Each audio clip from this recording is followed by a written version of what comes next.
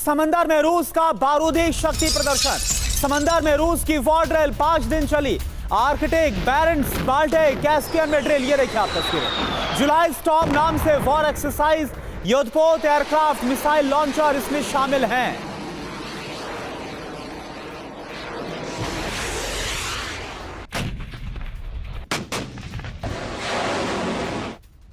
और अब जो तस्वीरें हम आपको दिखाने जा रहे हैं उसको देखकर आपको लगेगा कि पुतिन इन दिनों कितने फॉर्म में हैं। जी हां, नेवी परेड में शामिल हुए हैं राष्ट्रपति पुतिन और उनकी नई तस्वीरें सामने आई हैं। ये देखिए, जुलाई स्टॉर्म युद्धाभ्यास की निगरानी करते हुए खुद रूसी राष्ट्रपति व्लादिमीर पुतिन नजर आए।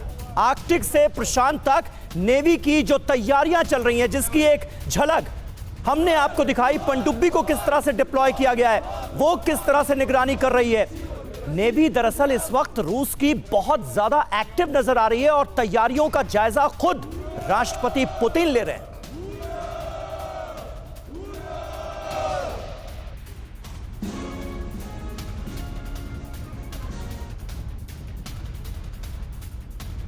तो देखिए, ये दो बड़ी खबरें तस्वीरों के साथ आपके सामने हैं। एक तरफ समंदर में रूस की वॉर ड्रिल 5 दिन तक चलती है और इसमें तमाम अत्याधुनिक हथियारों का प्रदर्शन किया जाता है। कुल मिलाकर ये दरअसल शक्ति प्रदर्शन था।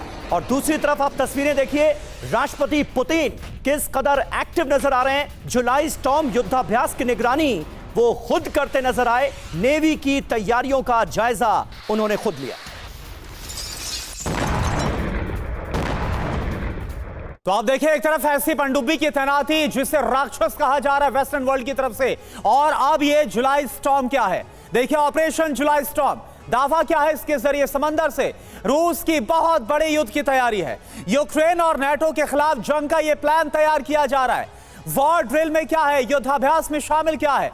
आर्कटिक युद्धपोत, 150 बैरेंट सागर जो विमान है वो यहां पर तैनात है बैरेंट सागर में। और बाल्टिक सागर की बात करें तो मिसाइल लॉन्चर 10 की संख्या में तैनात किए गए। कैस्पियन सी में सैन्य उपकरण 950 की संख्या में तैनात किए गए। और जवान देखिए आप, 15,000 की संख्या में जो जवान है वो जुलाई स्टॉर्म का हिस्सा बने हुए हैं। बड़ी बात आपके सामने है टीवी स्क्रीन पर, सबसे बड़ी वॉर ड्रिल में पुतिन खुद शामिल हुए हैं। यह अपने आप में बहुत बड़ा मैसेज है।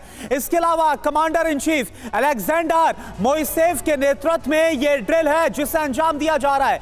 नाटो से मिल रही चुनौती के बीच नेवी को रेडी भी किया जा रहा है। और यही बात ओपी तिवारी सर, आप बताइए, जाहिर सी बात है इतनी बड़ी जो तैयारी है वो यूक्रेन के खिलाफ तो नहीं होगी। ये तैयारी का मकसद क्या है, होने क्या वाला है?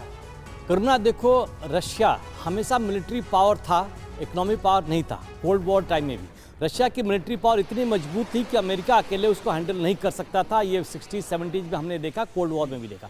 अभी भी रशिया का जो मिलिट्री पावर है स्टिल मिलिट्री पावर है। ब्रेकअप के बाद भी सारे रिसोर्सेज रशिया के पास ही रह गए, खाली लाइबिलिटी चली गई अलग। तो रशिया बहुत मजबूत है। देखिए, अमेरिका का प्लस पॉइंट क्या है, एयरक्राफ्ट कैरियर, फ्रिगेट्स चलती है, एवरीथिंग इज एक्सपोज्ड, सब समुद्र के ऊपर है। उससे छोटे देश डर सकते हैं, इराक डर सकता है, ईरान डर सकता है। लेकिन रशिया की जो पावर है क्या है, सबमरीन्स है।